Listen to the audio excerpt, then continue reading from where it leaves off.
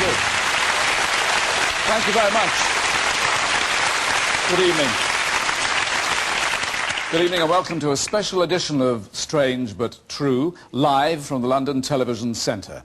Tonight, committed UFO investigators and skeptics will debate one of the great unanswered questions of the 20th century, which is not, do UFOs, unidentified flying objects, exist, because they undoubtedly do. The question is, are some UFOs actually extraterrestrial in origin? You at home will have a chance to vote with your opinion, an opinion that might change as the debate progresses. These are the numbers you can ring. 0891 980 111 if you believe aliens have visited Earth. 0891 980 222 if you believe they haven't. A call won't cost more than 10p and lines are open now and will stay open for the next 90 minutes.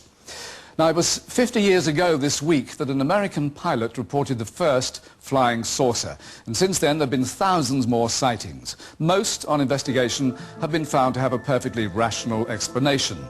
But in tonight's programme, we'll be looking at some of the most inexplicable sightings. Live by satellite, we'll hear amazing revelations from astronauts. And in the studio, we brought together some key witnesses. Penny Smith is with them now. Thanks, Michael. Amongst the audience tonight are people who've reported sightings of UFOs. The witnesses we'll be calling upon tonight are all professionals. They're pilots, military personnel, people with little to gain and a lot to lose by going public about their experiences. They've all certainly seen UFOs, but were their sightings more significant than that? Well, tonight we'll be giving you the chance to judge for yourself. Michael. Thank you, Penny. Tonight we're joined by 6 people whose views are clearly divided on the subject of aliens and UFOs. 3 of them are firm believers that extraterrestrials have already visited the Earth. And 3 of them, I think it's fair to say, are not. To argue the case for alien life on Earth, or in the skies immediately above us, please welcome Nick Pope, Timothy Good and Stanton Friedman.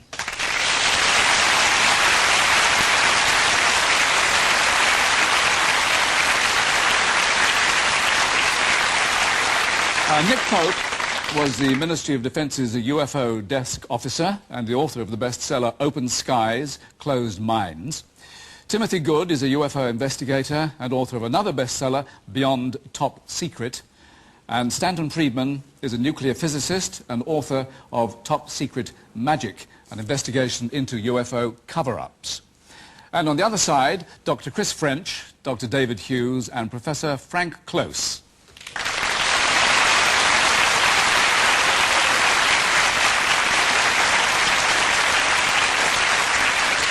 Chris French is a psychologist who specializes in paranormal belief.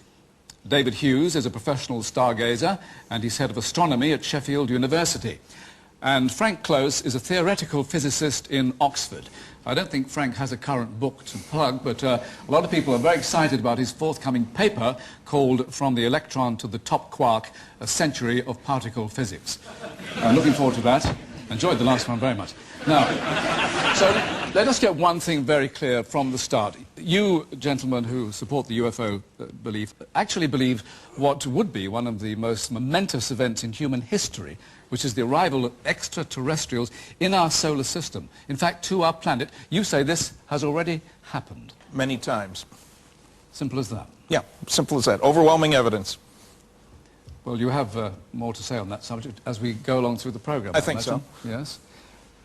So, Timothy?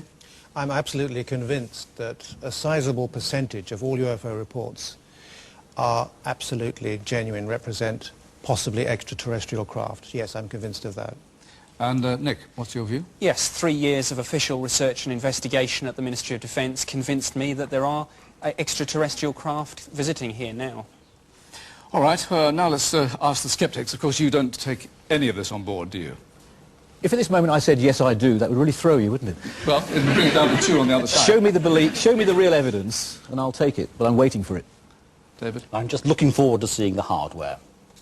Yes, that is really what we're all looking forward to, in a way. Dr. Chris French? Yeah, well, again, we're often told that the evidence is irrefutable. I mean, the truth is that there's no single case that all ufologists agree on as being irrefutable evidence. And we'll see the holes in the evidence as this programme progresses. Well, that is the word that comes up again and again, evidence. In the end, it all comes down to evidence. Before we review that evidence, let us see where our studio audience stands in the debate about non-terrestrial life. Now, let me ask you, how many of you believe that we are completely alone in the universe and that no other intelligent life exists? Vote now, please.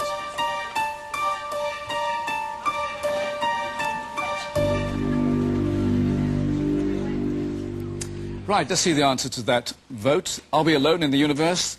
21% say yes, 79% say no, we are not. All right, another question. How many of you believe that aliens have actually visited Earth? Press yes now if you think they have, and no if you don't.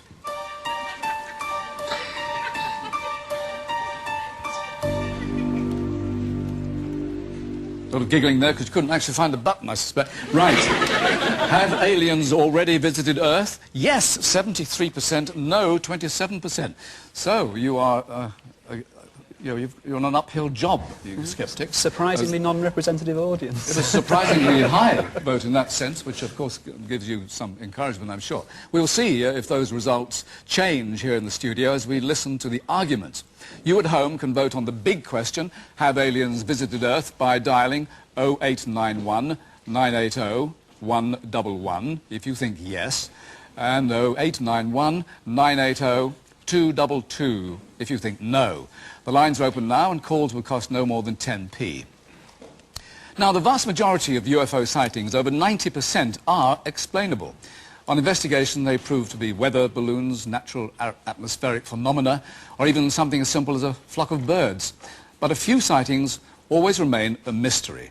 That on its own, of course, neither proves nor disproves the existence of alien life. But the testimony you're about to hear is certainly intriguing.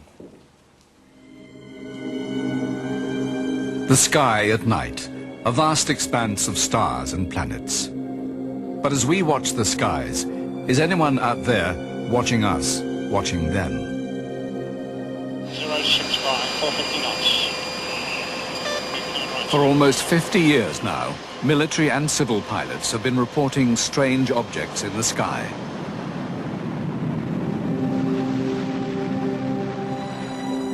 The very first UFO sighting from the air happened on the 24th of June, 1947. A pilot with the United States Forest Service was out searching for a missing plane over the Cascade Mountains in Washington state. Kenneth Arnold reported seeing 9 bright objects in the sky, traveling at fantastic speed. He said they looked like a saucer would if you skipped it across water. Britain too had its flying saucer reports. Winston Churchill wrote a memo about them. What, he wanted to know, did it all amount to? Once again, it was the evidence of pilots that provoked most concern to the authorities. Anything received from our own RAF pilots was examined with very great care. We're talking about very highly trained people whose job in life is to fly about the skies and not to be conned by optical illusions or clouds or whatever. So one had to take seriously what they were saying. There were several sightings by British pilots, but the authorities kept quiet about them. The Air Ministry would not have been keen to let it become public knowledge that some of our pilots had seen flying saucers. We had no explanation. One could imagine the kind of tabloid headlines there would have been. We didn't want it.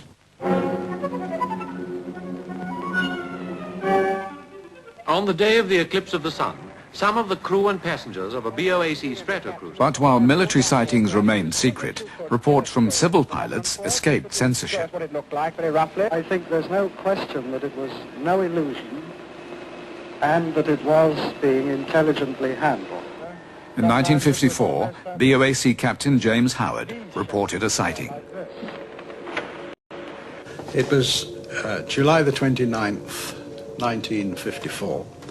And we were en route to Goose Bay in Labrador, flying at our assigned altitude of 19,000 feet. It was a lovely summer evening.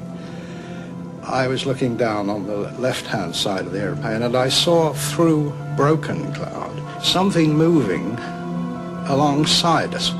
There were 7 in all objects. There was one large one and 6 smaller ones.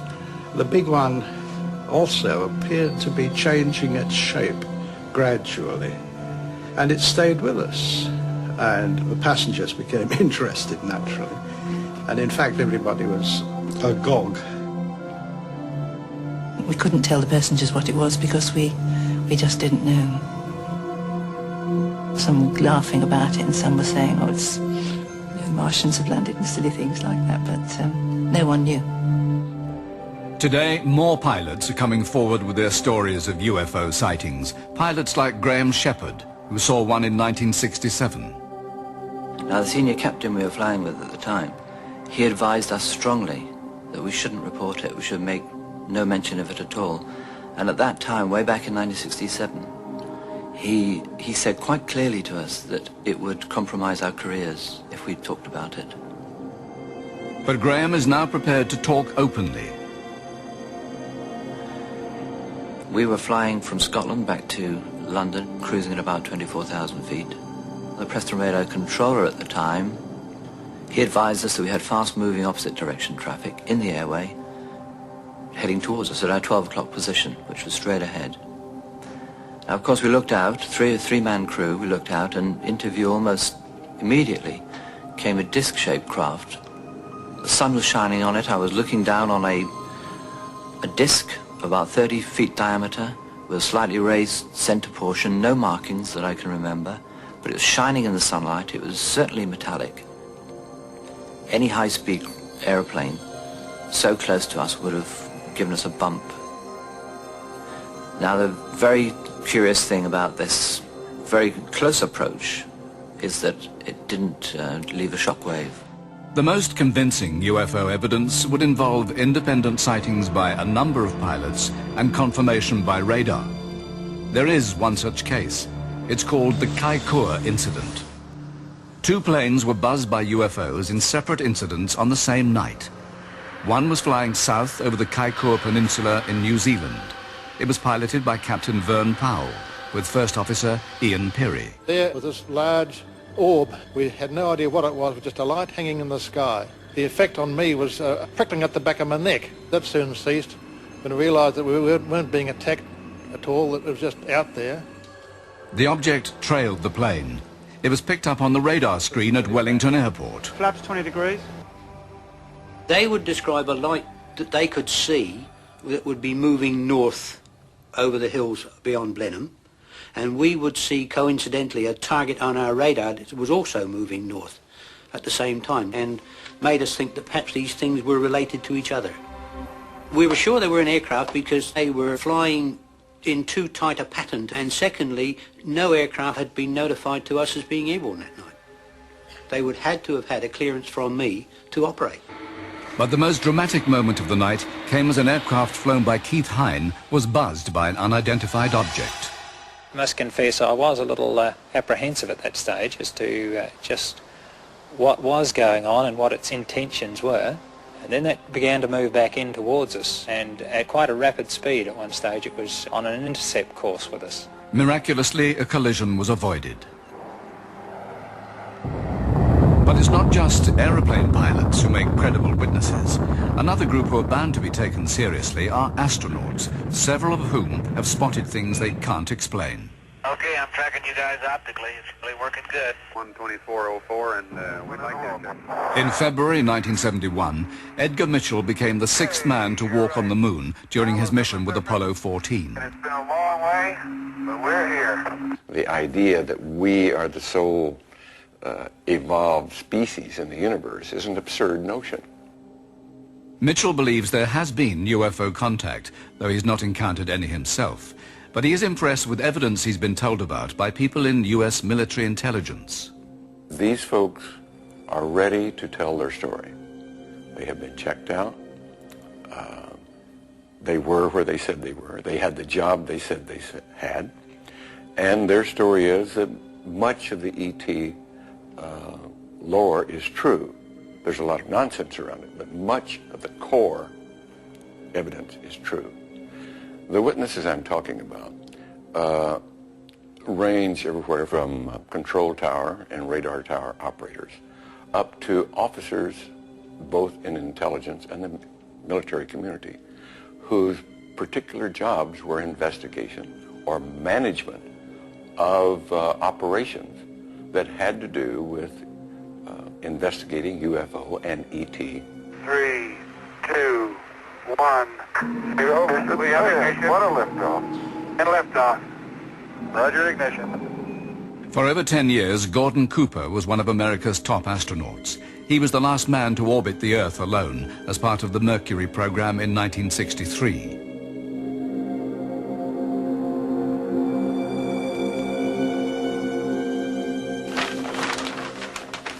Today, age 70, he is still active in aviation. He saw saucer-shaped spacecraft when he was a young test pilot at Edwards Air Force Base. He tells his story for the first time. I had a camera crew who was working at Edwards, filming the installation of a precision landing facility on the edge of the dry lake bed when a small saucer flew over them, put down 3 landing gear and landed about 50 yards from them out on the lake bed. These cameramen proceeded to go towards the vehicle, filming all the time. It lifted up, put the gear back in the well, and took off. They came to me and told me what had happened. I had to report it to the proper authorities in Washington. In the meantime, they were developing the film, brought the film to me when it was developed, and I saw the film personally. I stuck it in a pouch and sent it to Washington as ordered to do so, and that's the last I saw it. There is a reason the testimony of these pilots and astronauts is more credible than any other, according to 20-year NASA veteran research scientist Richard Haynes. The pilot brings to this whole field a rather unique and very important experience level that sheds some new light on the phenomenon. I would like to be able to dismiss all of the pilot sightings and say they're natural phenomena, but I just can't do that. I've talked to too many who tell me these remarkable stories of silvery metallic discs with no seams, no markings, no wings, no engines, outside their aircraft for 30 minutes, 40 minutes, 50 minutes at a time, doing maneuvers around the airplane, and then flying off into space somewhere in some direction. And not just seen by one pilot, but the first officer oftentimes, the flight engineer, sometimes the cabin attendants, sometimes passengers. Haynes has recorded over 3,000 UFO sightings by pilots across the world, enough to convince him there must be something out there.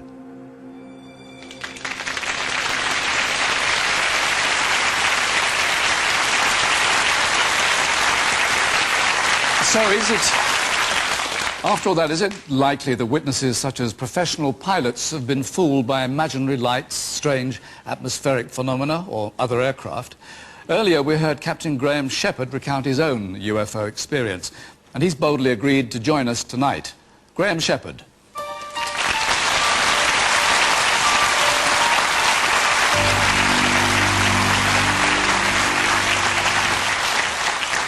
Graham, are you still convinced that what you saw wasn't just a trick of the light?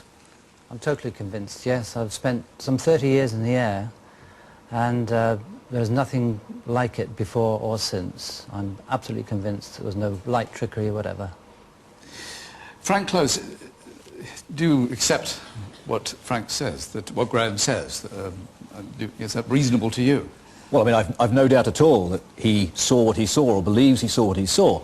But there's many things that I would want to know even to start investigating this. I mean, Preston Radar alerted you to this thing.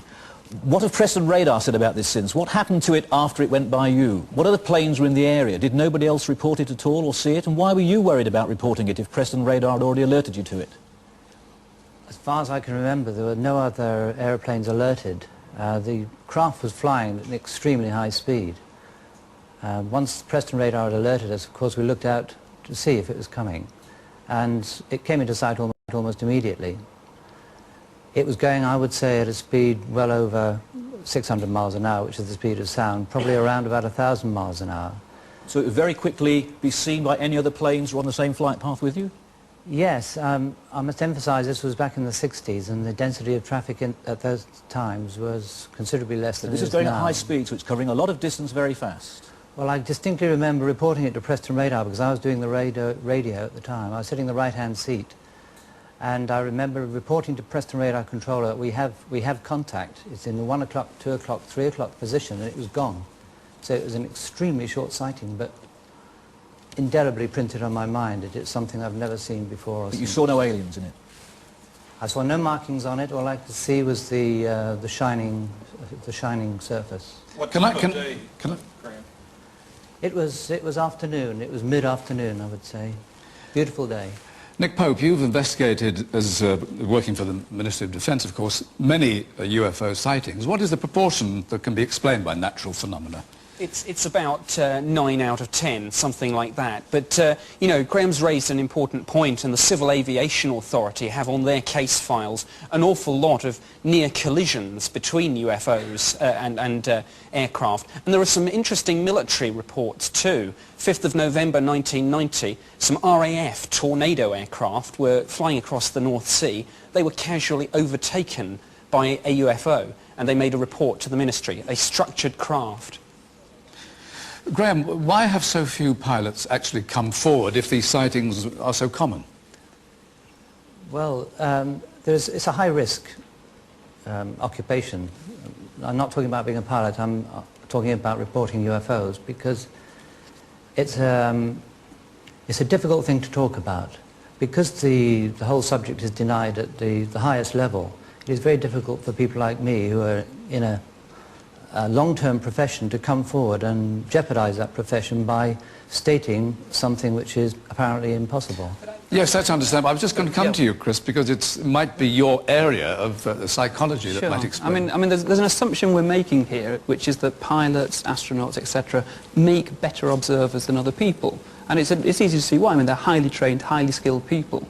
But when they're in a situation of seeing something unexpected, for a very brief period, they're just as likely to, you know, make mistakes and be sincere in their reports, but make mistakes as anyone else. According to J. Allen Hynek, widely considered to be the father of modern UFO investigation, pilots actually were surprisingly poor observers. He actually analysed many cases and generally found that the cases that were reported by pilots which ultimately turned out to be identifiable flying objects, range from 88, 89%, 76, 79%, depending upon whether we're talking about military, civilian, single witnesses, multiple witnesses.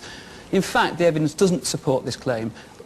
I'm sure that the other panel must agree that at least some of those cases that we've just seen dealt with would no doubt have mundane explanations had they been investigated fully. Statistically, that should happen. I think you have to understand here that the question isn't whether 60, 40, 30, 20% of pilot sightings or anybody else's are alien spacecraft. The question is whether any are. Yeah.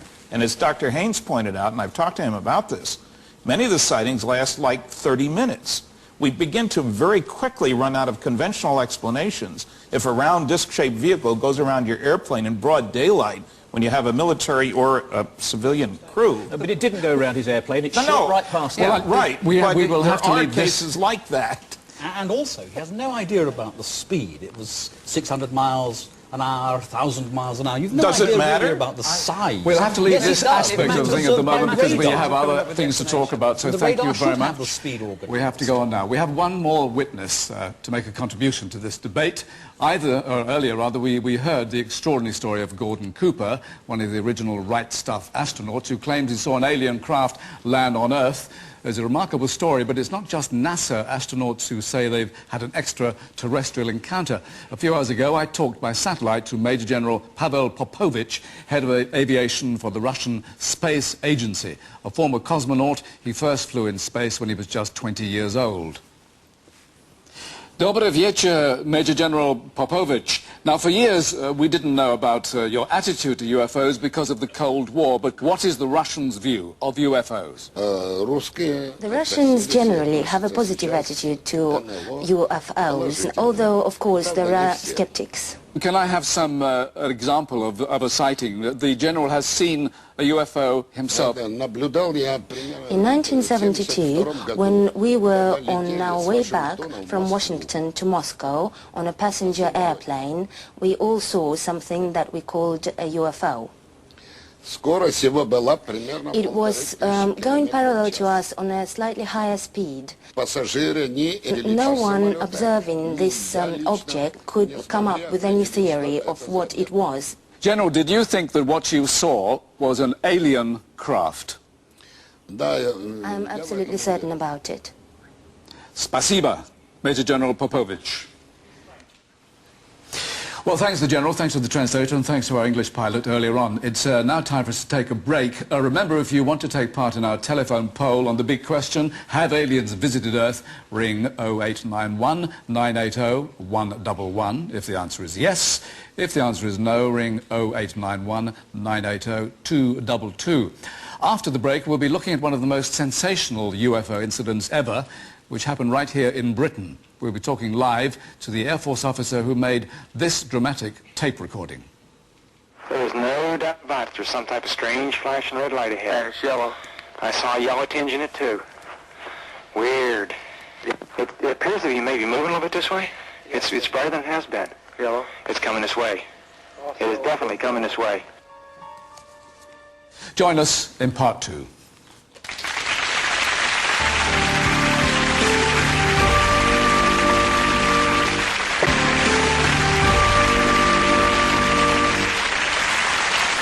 Welcome back. I've just been told we've had 30,000 calls so far, all voting, I hope.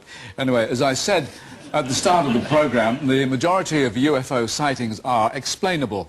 But the one we're about to look at, known as the Rendlesham Forest incident, is the best documented and the most baffling UFO landing in Britain. 17 years after it took place, skeptics and ufologists are as divided as ever.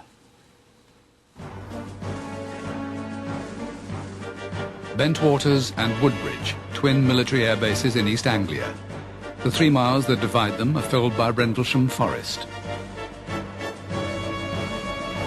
Until last year, the bases were occupied by the 81st Tactical Fighter Wing of the United States Air Force.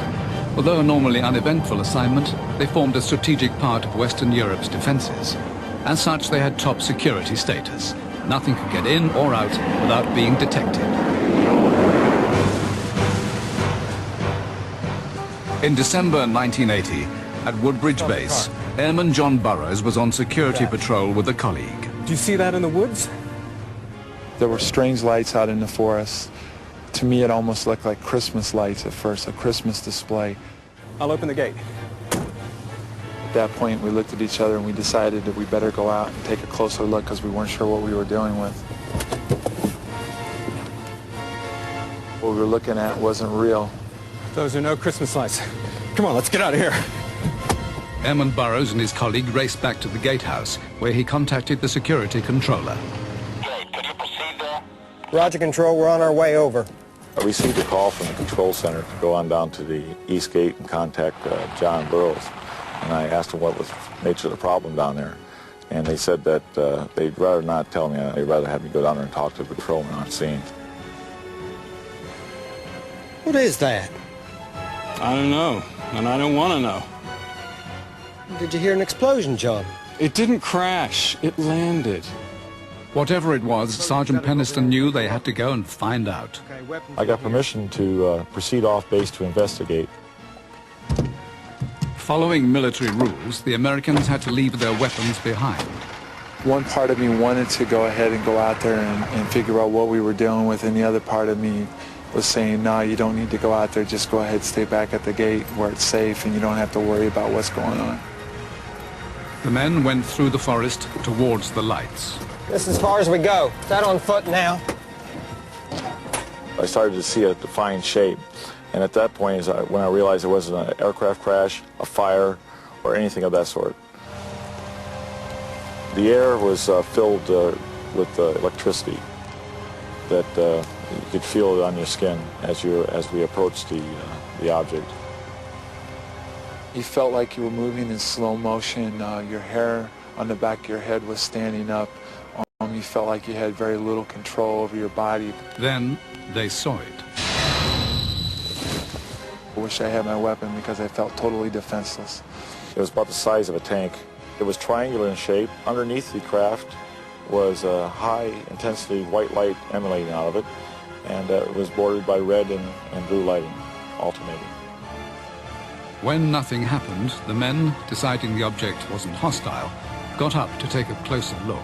On the upper left side of the craft was an inscription that measured 6 inches high of symbols. They looked familiar, but I couldn't ascertain why.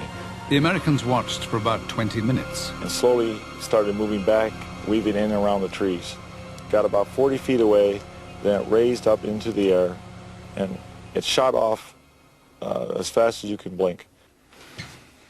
The next morning, the airmen went back to the scene to investigate. We found branches on the ground. We found indentations in the ground. Then they remembered that the object they had seen was triangular. They measured the distance between the indentations and discovered that they formed an equilateral triangle. The activities soon came to the attention of the Deputy Base Commander, Lieutenant Colonel Charles Holt. I was sure something had happened. There was obviously something. I certainly wasn't convinced it was a UFO, but I didn't know what it was. There was only one way to find out. Huge portable floodlights, known as light-alls, were rigged in the forest, ready for anything which might appear the next night. But as darkness fell, the light-alls began to malfunction. Lieutenant Colonel Holt was interrupted at a Christmas dinner. The duty flight lieutenant came in, and he was quite shaken and insisted upon speaking myself and the base commander about a matter of utmost urgency. He said, "It's back." And I said, "What's back?" And he said, "The UFO is back." I assembled a small team of experts, and we set off in the forest really to debunk it. About 30 men followed the lights into the forest, armed with special equipment, including a night vision scope, Geiger counter, and a tape recorder. Right, this way. I'm certainly glad we made the tape, because if we hadn't made the tape, even I would have trouble believing what happened that night. But would anyone else believe them? This way.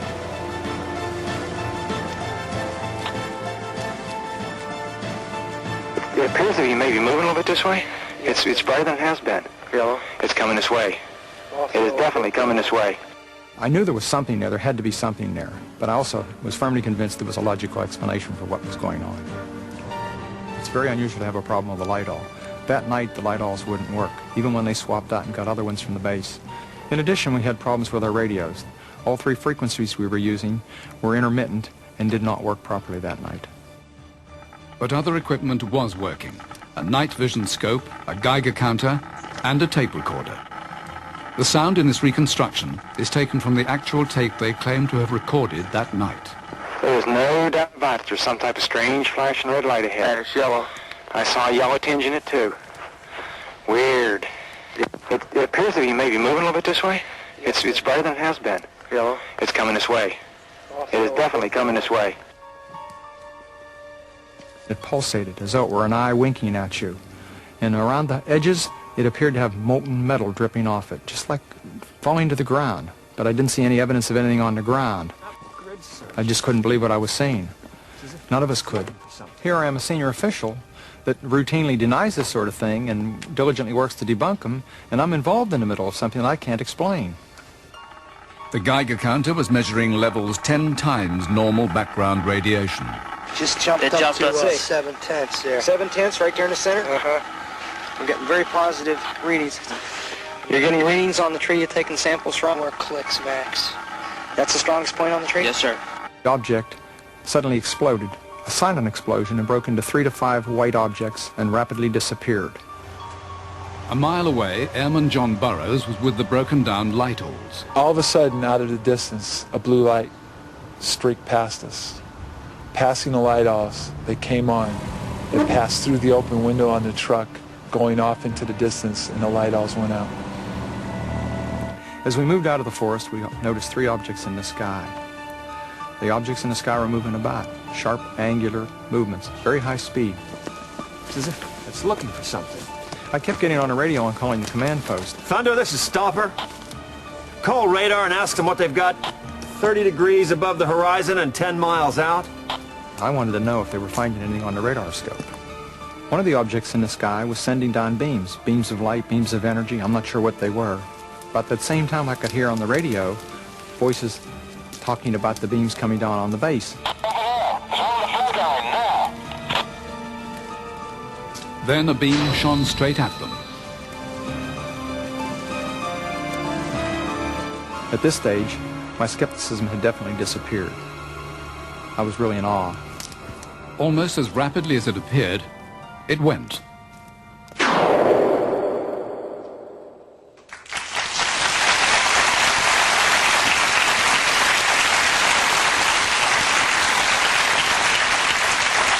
So, what really did happen in Rendlesham Forest that night? Ian Ridpath, journalist and a fellow of the Royal Astronomical Society, dismisses Colonel Holt's account, and tonight he offers his own theory. Ian Ridpath.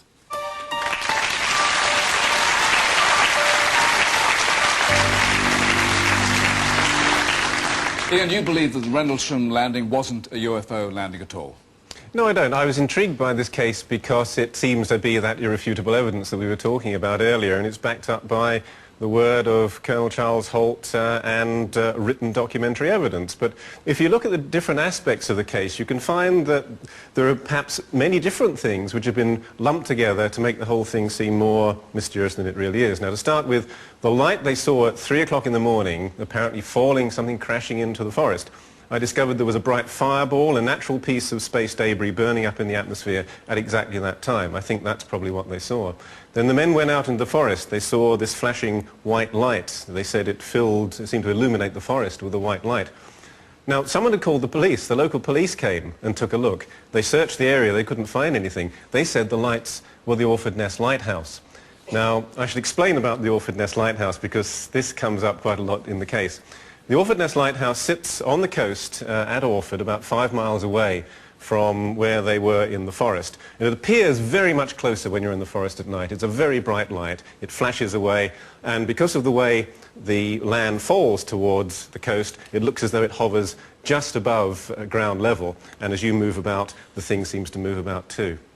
Now, the following morning, as we saw on the film, the men went out into the forest again. They saw what they claimed were landing marks. They were only very small. They were only about 1.5 inches deep, only about the size of your hand.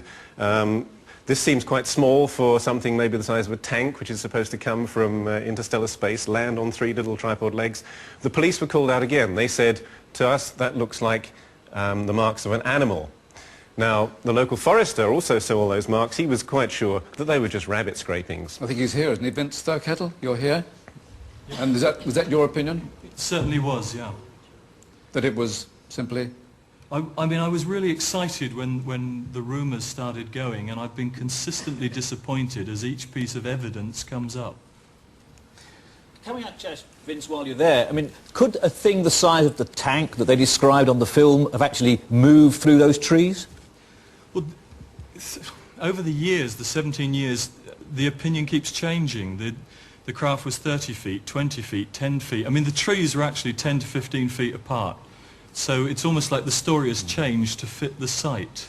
Can I ask Nick Pope about the radiation readings? Because we reported in the film, were very high. That's right. I mean, all these theories about lighthouses, and I've heard it said that the triangular indentations in the forest floor were due to rabbits. Well, they must be radioactive rabbits, because I checked these out with the Defence Radiological Protection Service when I was working at Secretariat Air Staff in the MOD, and they certainly did confirm to me, yes, of course, there's background radiation everywhere. We wanted to make sure it wasn't that, and it was indeed 10 times normal. So the lighthouse theory, clever though it is, I'm afraid just doesn't work. Frank Close, how do you explain this radiation?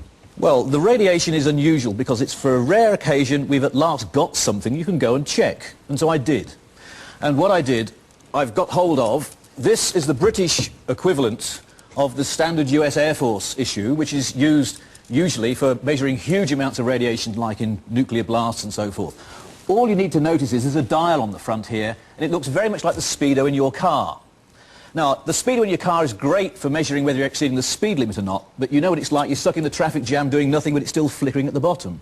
We know from the report that Colonel Holt made at the time that the amount of radiation they thought they were detecting on their machine was very, very small, 0.1. And we've checked with the makers of the US equivalent, and they said, their quote is, that this measurement was the bottom reading of the machine and was of little or no significance at all. So it was not possible with the device to measure that small amount.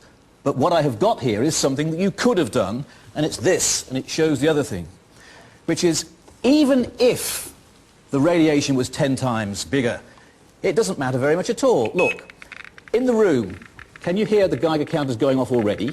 Because there's radiation all around us. Here I've got some rock that you can find lying around if you live in Cornwall all over the place. It's pitch blende. And that sends it up 100 times. Sending radiation backgrounds up by a factor of 10 means nothing at all. Thank you very much. That was impressive. Ian Ridpath, thank you very much for being with us. I think it was vastly overstated, however. Stanton Friedman says we overstated that, but there are more arguments to come. We've heard a few, but now let us hear from the man who was there that night, Colonel Chuck Holt.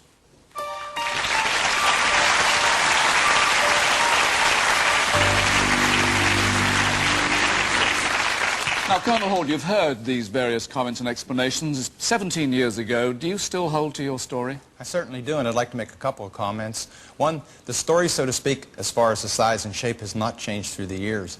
I took original statements from the 3 people that actually approached the object and did it a day afterwards, and they all said the same thing when they were independently interviewed, and they all said it was approximately 9 feet on a side and it was triangular. They have not changed that story. Now, many other people have come forward that supposedly were there, that I questioned, but we won't get into that, and said lots of various and sundry things, but those 3 people have said the same thing consistently and do to this day. Also, the indentations in the forest. I have in my hotel room a castor plast from one of those indentations, and there are other ones made. There were 3 made, and they are not an inch. They are approximately 3.5 inches, and they're consistent in diameter, approximately 14 to 15 inches. And it was an equilateral triangle. Equilateral triangle. And as far as your radiation, the machine we used was calibrated. Yes, it was on the low range. And we went around the forest, and that area, that specific area was hottest in the center of the triangle. The rest of the forest was cold, so to speak, nothing but background radiation. I was not alarmed. I'll admit it was a minimal amount, but it was certainly above background radiation. And that's something we can never settle, I realize. Can I just question you on one thing, sir, because you did make a testimony at the time, and being at the time is perhaps the most important thing. And you said that the depressions were 1.5 inches deep. You've just now said they were much bigger than that. Now, I have the plaster cast. So was your original statement wrong? I have the plaster cast, and you can see the plaster cast. I wish I had brought it this evening. Yes, I wish you had. That's a nice thought. It would have been nice to hear. Penny has someone in the audience who has a view on this, haven't you, Penny? I do indeed, yes. Jenny Randalls was one of the original investigators at Rendlesham and has actually visited the site. What do you think happened?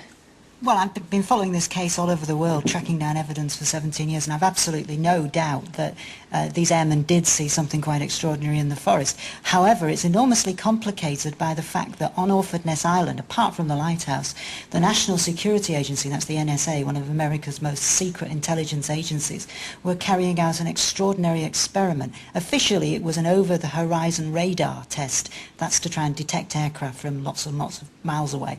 But some of this energy, we understand, leaked out into space. And we also know that there was a military satellite from the Soviet Union which was nuclear powered, which was decaying in its orbit that night, and it burned up over Rendlesham Forest, and it changed its orbital path as it did that in a quite extraordinary fashion. We suspect it's possible that some experiment was going on where they may have actually used this equipment to scramble the computers on board that Soviet satellite, and may even have brought it down. Now, of course, if that's true, it gives you a reason, regardless of whether there were any aliens in Rendlesham Forest, why there could have been a massive cover-up. And I've seen... So you're saying it's a military cover-up? Well, I've seen many times the governments of the world use the UFO phenomenon as a kind of smokescreen. They hide their own tests of secret technology, knowing that if people see these things, they're going to report them as UFOs. And it's great they can get away with doing things in areas they normally wouldn't be able to. OK, well, we're going to cover that a bit more later on in the programme. Michael? Yes, we are. We shall come to that. But at the moment, Colonel Holt, it has been suggested a military cover-up. You were a military man. Were you part of that? Definitely not. I'd be willing to take a polygraph test on that. I can't say it wasn't. To the best of my knowledge, it wasn't, and I certainly was not a party to it. Can if there was secrets something. be kept by the military? Generally, but with some success, yes. But generally things come out over a period of time. Thank you very much, sir. Thank you.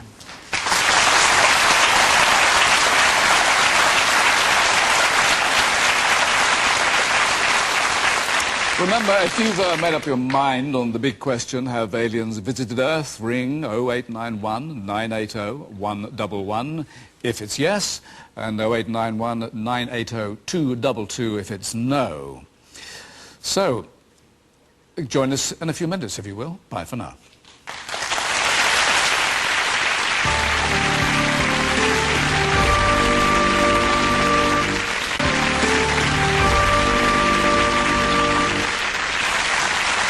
Welcome back. Now let's address a crucial matter, the number of independent witnesses who've come up with the same account of flying saucers. Why do so many of them claim to have been abducted by aliens? Is the sheer volume of reports proof that something is really going on, or merely an indication that mass hysteria has taken hold? We went to America's #1 UFO hotspot, Gulf Breeze, to test the water. The town of Gulf Breeze spends its time basking in the subtropical sun of the Florida Panhandle. Separated from the mainland, it wallows in the superheated waters of the Gulf of Mexico. Nothing much used to happen in this small affluent town, apart from the occasional wrath of a hurricane. But on November the 11th, 1987, a new storm hit town that would change the lives of some of the residents forever. My thoughts were to catch a picture of it as it went overhead. This strange blue beam came out of it and struck me. And this object was just hovering, it was perfectly still. We're seeing something that we're obviously seeing, but we have no concept of what it is that we're seeing. Oh, look, drop! Oh, look! It's coming towards us, and closer to us.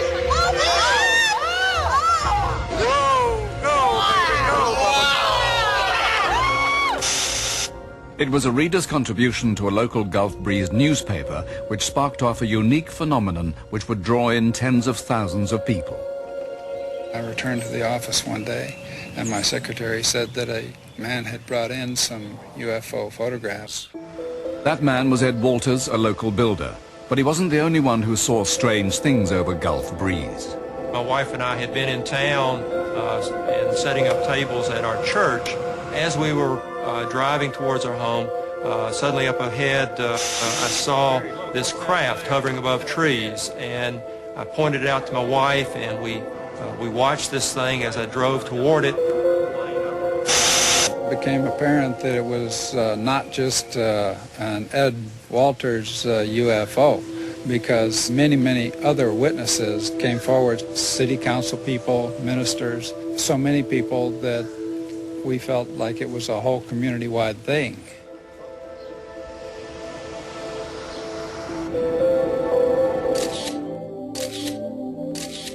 UFO researchers were intrigued. One was an optical physicist, Dr. Bruce Maccabee. From November of 1987 to July of 1988, there were probably well over 100 sightings with several hundred witnesses involved. The floodgates had opened. It seemed that everyone had a UFO story. I saw what I thought was a shooting star, and it went whew, like this and just stopped. And then all of a sudden, another one came whew, like this. The red light came in, and it pulsated for a while, and then it turned bright white. And there was this huge orange globe hanging there. It was about like 4 stories high, and it was hovering over the water. I was walking and looked up, and I saw a big shining green oval shining right through the cloud. It was very vivid color, very bright neon green.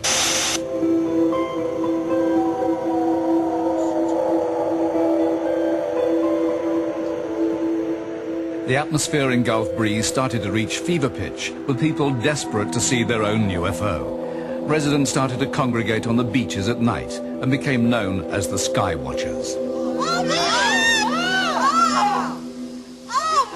Come on, follow it down. Shoot her up. Shoot her up. Shoot her up. Turning. It's turning. Something's pointing down out of it. There is. Oh, big, red, bright. It's coming towards us, isn't it? It's getting closer to us. I can see that with my naked eye. Wow. And it's shooting out to the right. We started going out on watches and from there on, it's just been a wild and crazy ride of watching UFOs in the sky around here. There's 2 of them! There's 3 of them! Did you see the white? Did you see the white black spot in the middle with the ring all around it points the light all the way? Look, drop! So what were the skywatchers seeing? Gulf Breeze has one of the world's highest concentrations of air bases, which makes it almost impossible not to see an aircraft when you look up at the sky. Whatever the truth, it certainly seems that many people in Gulf Breeze believe they've had a close encounter. This has led to the foundation of a most unlikely support group. I know that I fought them. I mean, I can remember fighting them, you know, because I remember kicking one and I remember punching another one.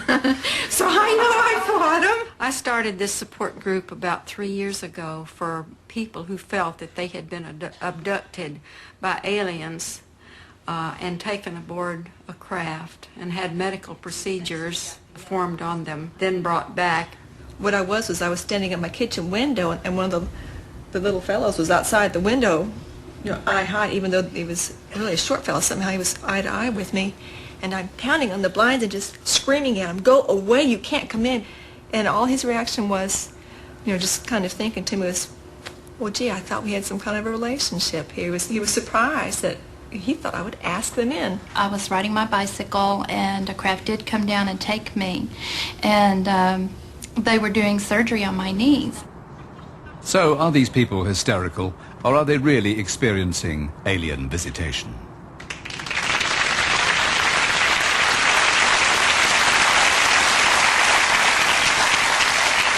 Stanton Friedman, would you rather those people had not made those claims? No, actually, I'm glad they did, that they had courage enough to. I've been to Gulf Breeze, I've talked to Dr. McAbee, I've met Ed and several of the other people there. Out of context, it sounds weird, but when you find similar sorts of stuff going on all over the country, you're beginning to say that, well, the real explanation here is there is a new disease out there. I find that relatively foolish. Also, I've worked with the professionals, the PhDs, the MDs, who have worked with abductees. That's just a little slice of the whole picture. And I'm convinced from working with those people that certainly hundreds of people across a huge country, at least hundreds, have been abducted. Now, whether we can make sense out of it or not is another question. Well, let's see if Chris French can make sense out of it. Yeah. What do you say? Well, I mean, one of the things that's slightly difficult about this kind of program is you cover so much in that single excerpt. I mean, you mentioned Ed Walters. For example, Ed Walters is very likely a hoaxer. I mean, I don't agree at all. Have you met him? Let me finish. A papier-mâché model of a UFO was found in his loft by the person who Which moved doesn't into his match house the pictures. after he moved out. He's a known hoaxer. He makes double exposure films. False accusation again. That they actually helped him to make. There's sworn statements saying that they actually helped in the hoax. That's one part of it. Once rumour gets round that there are sightings, and of course everybody starts to look at the sky. Any single thing that's slightly out of the ordinary is, great, I'm part of this, I've seen a UFO. Then we get onto the abductees. This is we could spend a whole program on the abductees. The techniques that are used to actually get at these stories very often involve hypnotic regression, other similar types of techniques. Not always. And these, not always, but there are other similar types of technique as well, not just hypnosis. And we know that far from this being a way of revealing the truth about hidden memories, what this is a way to encourage fantasy. There is a mass of experimental evidence to show this. Well, let us talk about what might not be fantasy. David Hughes, as an astronomer, what is your idea of what they might actually have seen? I have no idea what they have seen, but what fascinates me is how poor their photographs are. I mean, in my 40 years of holiday snaps, my snaps have got better. I have a better camera. It focuses automatically. Why are these UFO pictures always out of focus and always fuzzy? They're not always out of focus, and they're not always fuzzy. But these were. And also, when I see stars... They're taken at night. When I see stars with my friends, I can always make my mind up whether I'm seeing 2 or 3. And why are these people debating something that They're shouting as another one comes into view. Let me ask Tim Good. Tim Good, you've talked to abductees. What is your feeling about them? My feeling is that I have to take your point, actually. I think Dr. French is quite right. There has been a tremendous amount of fantasy and exaggerations, people jumping on the bandwagon. I don't think it's any coincidence that the number of abduction reports has increased corresponding to the landing of the X-Files in the United Kingdom. Having said that, I have spoken to people who have fully conscious recollections of having been abducted. No hypnosis involved, which I think can be very unreliable and dangerous, and I'm convinced that some of those people have actually been abducted. Frank, what do you think? I think I'm very concerned about the danger aspect. I am concerned about the way that people, for whatever motives, are exploiting these sort of things, and people, some of whom might well need real medical treatment, are being taken off by these hypnotherapists or whatever they call themselves. This is a serious matter, and I find programs like this somewhat concerning to me, that the way they increase this hysteria. It's not a good thing. Well, point taken. I think there was a measure of agreement on both sides there about the dangers of hysteria. Remember that many of the people who work with abductees are mental health professionals who are very concerned, first of all, about the mental health of the abductee, and secondly, about whatever UFO experience they may or may not have had. We're not dealing just with parlor games here. Can I come back on that? I mean, this is an important issue. I have not seen a single study that has shown that what these people are doing actually makes their clients any better. They clearly are distressed people that go to seek help. There's not a single outcome study. Is it actually ethical to convince people that they've had these experiences if we don't have any independent verification? You're saying that it's the person who's working with the purported abductee who is convincing them they've had the experience. It's been my experience. On at least some occasions this is happening, Stanton. You can't deny it. I'm sure just the reverse is often. You say it is, he says it's the reverse, and I must wind up this section of the programme. Whatever you may think of the dangers of the hysteria, don't forget our phone lines are still open. The numbers again are 0891 980 111 if you believe aliens have visited the Earth, and 0891 980 222 if you don't. This is a television program. It's time for us to take another break. Coming up, the conversation that NASA doesn't want you to hear between two astronauts who've just spotted a UFO.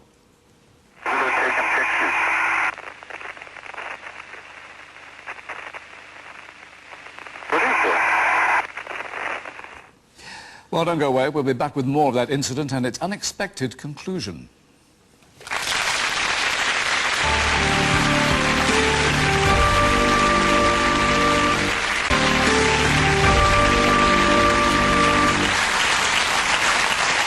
Earlier, we touched upon the possibility that governments are engaged in a massive cover-up. Now, the footage we're about to show was supplied to us by an aerospace communications consultant who was monitoring NASA transmissions.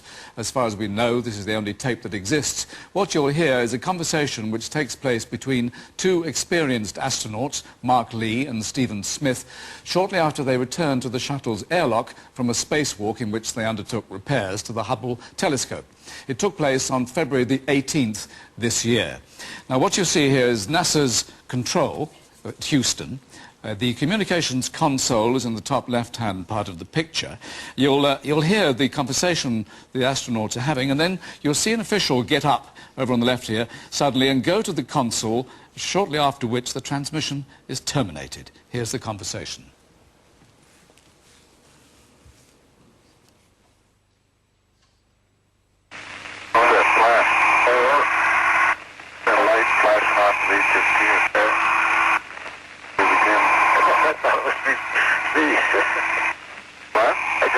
My imagination. Yeah, I saw it too, so it's not. There was two of them.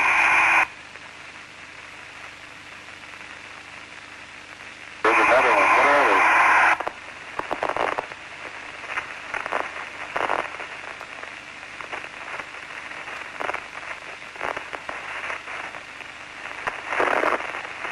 There's sort of lights flickering in here.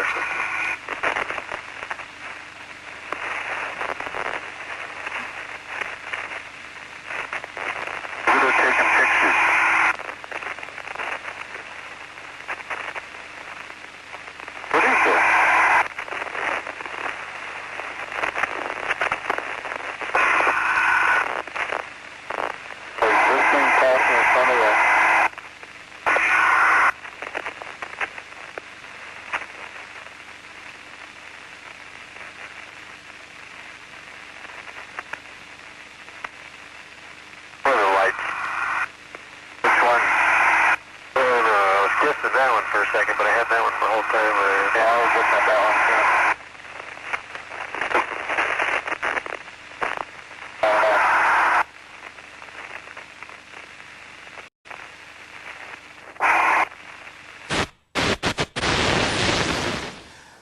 Right, Stanton Friedman, what did you make of that? Was it significant?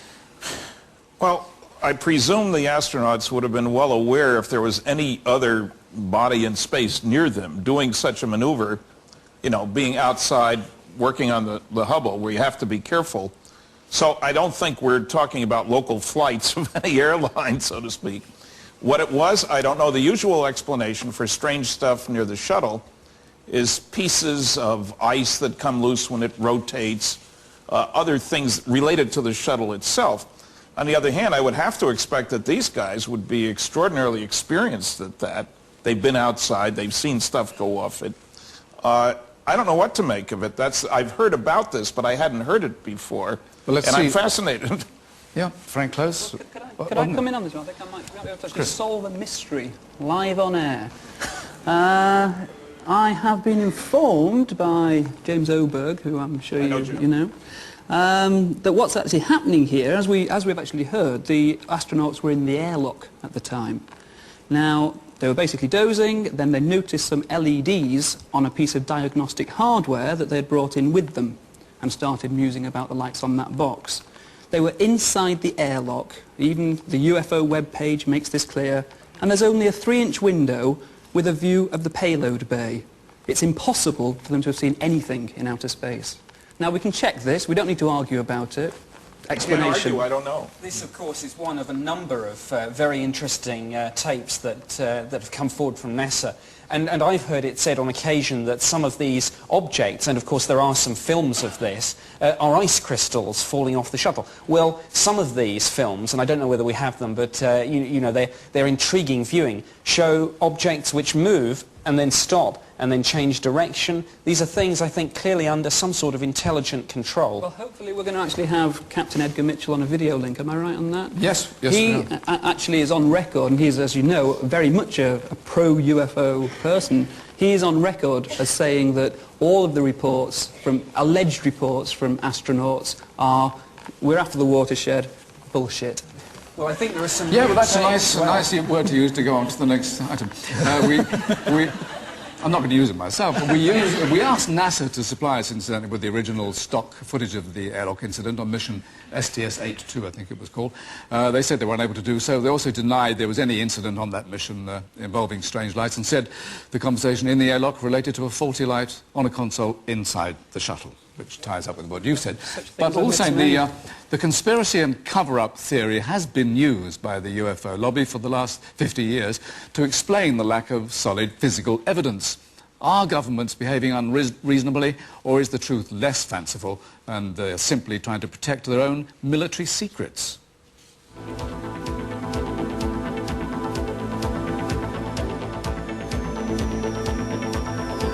Could these be the UFOs that make people believe we've been visited by aliens? None of these are familiar sights in our skies, but they are all man-made. All were once top-secret military aircraft, and it comes as no surprise that many UFO sightings come near military bases, where aircraft like these were developed. So was that the case at Rendlesham Forest in Norfolk? Stop the car. Look at that. Do you see that in the woods? Senior defense figures are convinced something did happen in that isolated wood. A former chief of the defense staff, Lord Hill Norton, is one of them. One can't help feeling that something is being concealed. Either the Americans and indeed the deputy base commander were hallucinating, or they believed that something had landed there and they had taken photographs and records of it. And in either event, it must be of interest to the defense of the United Kingdom. Was the strange triangular craft spotted by so many US airmen really a top-secret new aircraft whose existence was known to only a few? Or was it a UFO? And has the British government been involved in a cover-up at the highest level? The ministry have doggedly denied that anything untoward occurred there, and I simply don't believe it. Therefore, somebody, I don't know who it is sitting on information which by now should be public. In the USA, many sightings have come in or around this vast top-secret complex. Known as Area 51, it is a known proving ground for new aircraft at the cutting edge of technology. It is patrolled day and night, and warning signs are everywhere. Intruders risk being shot. What is the American government trying to hide? We acquired this unknown object, aircraft some type, one, and appears to be going outbound real slow. There's hardly any range velocity. This remarkable footage of a craft was allegedly filmed by United States Air Force cameras inside Area 51. It was smuggled out and has undergone rigorous examination, but still baffles the experts. The craft is doing things no conventional aeroplane is capable of. I'm familiar with footage taken by these kinds of cameras at this test range, and it does look extremely authentic, so I think a fake or a hoax is unlikely. What's interesting is the reaction of the observers you can hear in the background here. Where'd it come from? Way down on this unknown aircraft.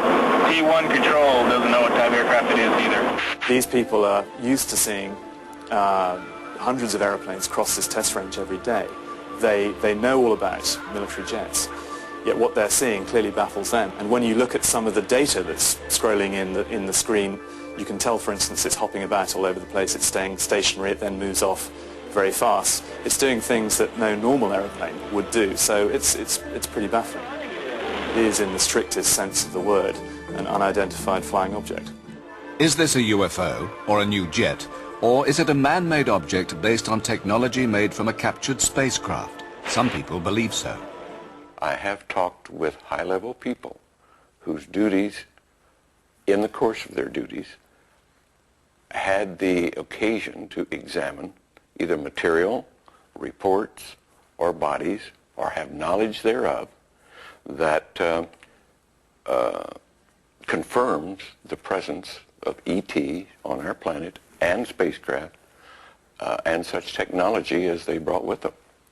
It would appear from my investigations and the investigations of others that since the days of Eisenhower and John F. Kennedy, that high-level peoples in the U.S. government, and perhaps other governments, have been systematically excluded from detailed knowledge of this because they had no need to know.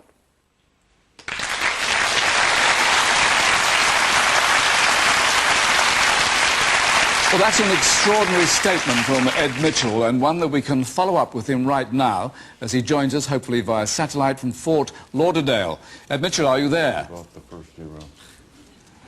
Dr. Mitchell, can you hear us? On the 0171. Well, we can see you, we can't hear you. In front of 171. Hello?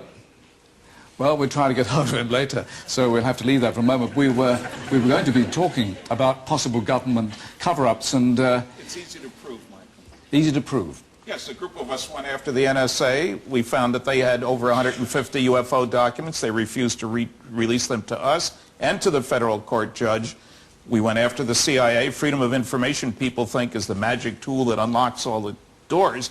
It doesn't. Took me 5 years to get a released CIA UFO document on which you can read 8 words, not very exciting words. There's no question that they're withholding data. CIA, NSA, DIA. They are withholding data, I admit it. The data that about UFOs. The data they are withholding is data that if they were to... We don't know what's there. You can't see through the... We know it's about UFOs. We know it mentions UFOs. What the reason that is given for so much of that paper being blacked out is that to give it would actually reveal methods of intelligence, how they actually obtained that information. 20 years old? It would give information about personnel who were in other countries who would be in danger if they were to explain that they would actually been spying for the other side all the time. Okay, that is all perfect. These sightings are all happening in the southwest of the United States. That's nonsense, Frank. Come on. So if they're happening in other countries, surely they're not covering it up as well. Why not? Well, why should they? Well, hang on, because of the technological implications. We're not dealing with philosophy here. We're dealing with technology that any country that could duplicate it would rule the planet. Nick doesn't think that there's a cover-up in the UK. Not in the UK, no. I think the real issue here is perhaps that we've got serious defence and national security issues which need to be looked at more carefully. We've got structured craft, not just lights in the sky. They're seen on radar. They fly over military bases. Can I interrupt you, gentlemen, because I think we now have our link with America. So, Ed Mitchell, are you hearing me now?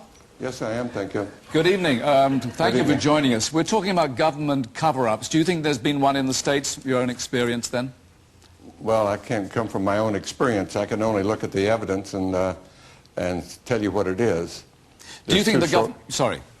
There's two sources of evidence, and that's from people within government who have been involved in these areas, and they say yes. Then there's also the fact that official pronouncements in the press and, well, in the media, for 30 years have said they're not involved in the UFO business, but secret documentation obtained under Freedom of Information Act and from other sources deny that or show that that's simply not true. So, yes, there's a cover-up. Now, how far back it goes, it probably goes back 50 years or more. Can I ask you, in your own opinion, is your government using ET technology? I'm not sure they are knowingly. I have a theory that a lot of what we're seeing today is not under legitimate government control at all, but it is indeed likely using ET technology that it's no longer under constitutional control. Thank you. Thank you very much for being with us.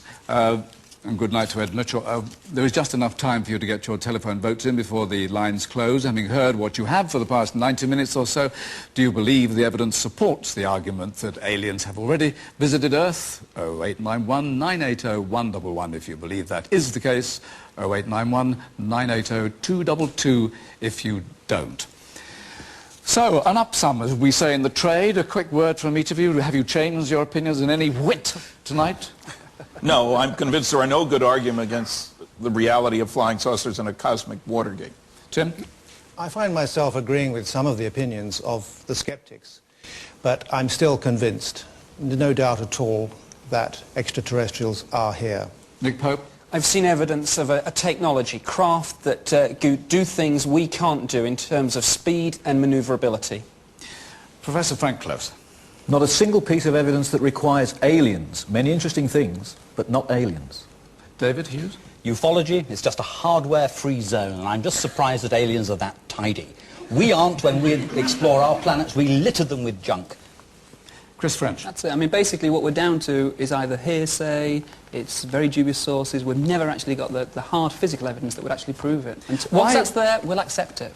Why are we all so desperate that this should be true? And you're not, of course, but the general public wants this to happen. Is it because of the millennium? Are we replacing religion? What is it all about? No, we're just calling it how we see it. If we see evidence of a technology that goes beyond the level of our own, then we're simply doing our best to report it and to push it into the public domain, and we'll let the people decide. Some of us have, after all, have been aware of 5,000 physical trace cases from 65 countries. We're aware of the 5 large-scale scientific studies that the skeptics never talk about. There's a vast amount more information than has been shown tonight. Stanton, your favourite, the Project Blue Book Report 14, that's what I was talking about earlier with respect to Hynek's analysis. David? I mean, the cases just don't stand out.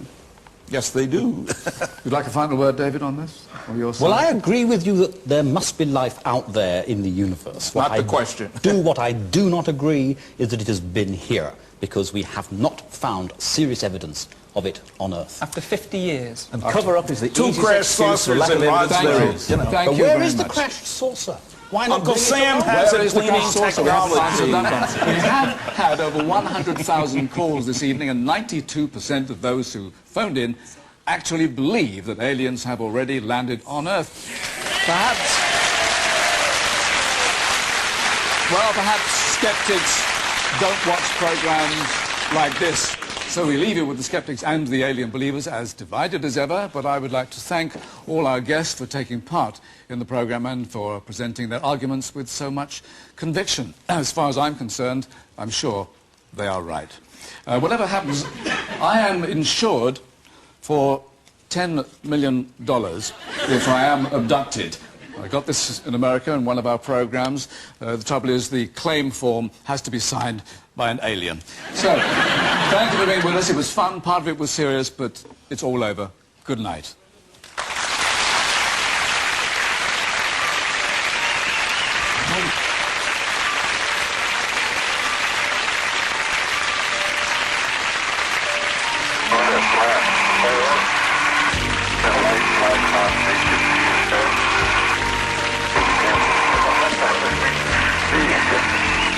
What? formation. Yeah. I saw two, so it's not. There was two of them. There's another one. What are they? Some sort of lights flickering in here.